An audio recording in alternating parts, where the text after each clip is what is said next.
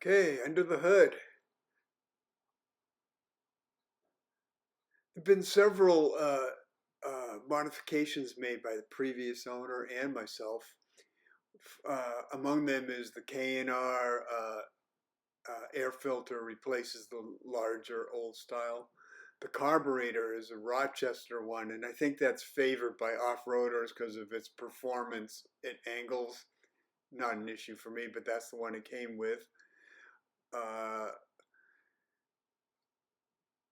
The previous owner also put on an oil filter adapter so you can use modern oil filters, and that's great instead of the chunky one that was there, which comes with it. It has an Optima battery, which was important before I replaced the generator with an alternator that comes from a Camaro, so it's modern, way more output, and it ties in with an electronic ignition. The distributor just gradually start to crack, and that's a bad thing for vacuum in points. So I got a electronic ignition, and it's amazing. The lights are so much brighter. It starts and runs reliably. There's no tinkering involved. I've had that for many years now. It's great. Uh, It came with an Optima battery in it because, again, the existing generator was so weak.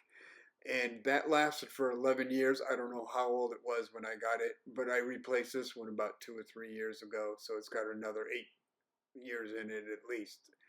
And yeah, it's more than enough for the starting of this truck.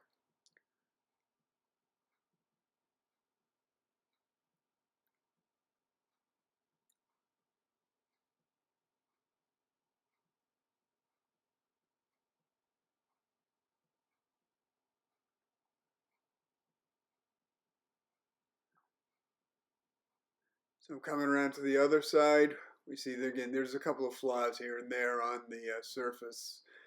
Uh, but the rest of it's pretty good. Gas tank. Uh,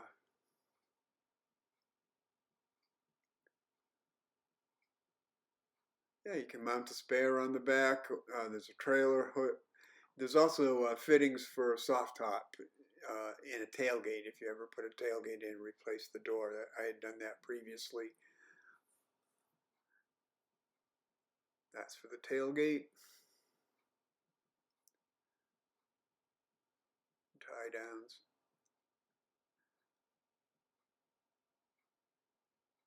Yeah, the sun chewed through the canvas in like 4 years. It was pretty brutal.